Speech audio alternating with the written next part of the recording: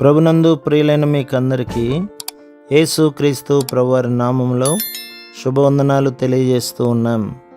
దైవజనులు బ్రదర్ భక్త సింగ్ గారి పరిచర్యలో నుండి అలసిన వాణిని ఓరడించు మాటలు. మార్చి 4. నీ స్వబుద్ధిని ఆధారం చేసుకొనక నీ పూర్ణ హృదయముతో యెహోవా యందు నమ్మిక ఉంచుము. సామెతల గ్రంథం 3వ అధ్యాయం 5వ వచనం. మనము దేవుని నడిపింపును నిర్లక్ష్యం చేయుట ద్వారా, ఆయన ఆజ్ఞలకు అవిధేయత చూపించుట ద్వారా ఆత్మీయముగా గుడ్డివారమగుదుము. ఈ దినములలో అనేక మంది విశ్వాసులు తమ అవిధేయతను బట్టి, పాక్షిక విధేయతను బట్టి దేవుని విషయమైన తమ దర్శనమును కోల్పోవచ్చున్నారు.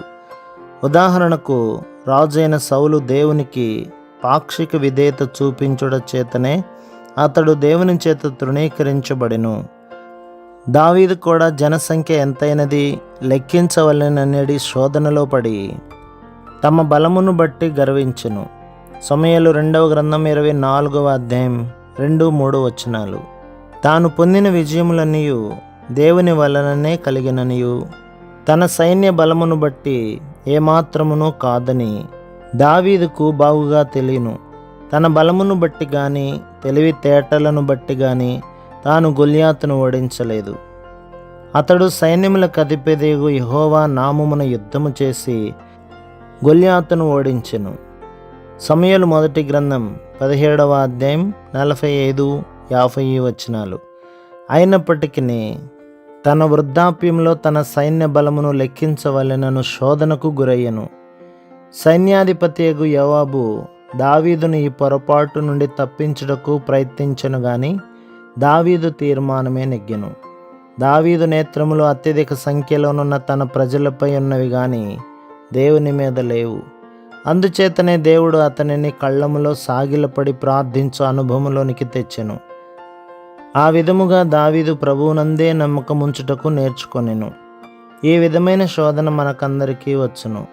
శోధనలను జయించుటకు లేక దేవుని సేవ చేయుటకు మన స్వశక్తిపై, సామర్థ్యముపై, జ్ఞానముపై ఆధారపడుటకు మనము శోధించబడదుము.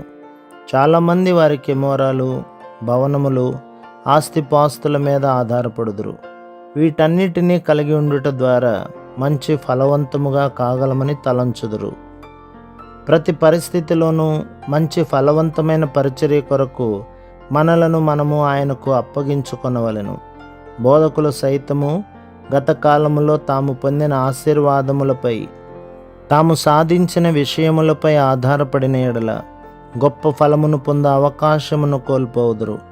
ప్రతిదినము మన ప్రభువైన దేవుని మన నాలుకను, పెదవులను, గొంతును తాకి తన ప్రజల కొరకైన ఆయన స్వంత వర్తమానమును ఇయ్యవలసిందిగా అడగవలెను. అప్పుడు మాత్రమే మన పరిచర్య ఆశీర్వదించబడి జీవయుక్తంగాను మరియు ఫలవంతంగాను ఉండును.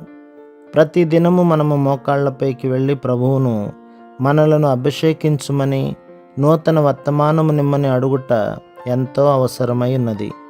మనము వర్తమానముల కొరకు సిద్ధపడుటకై మన తెలివితేటలపై కానీ, సామర్థ్యము, బలముపై కానీ ఆధారపడకూడదు. ఎందుచేతననగా అది మనలను ఉపయోగకరమైన, విజయవంతమైన జీవితమునకు నడిపించదు.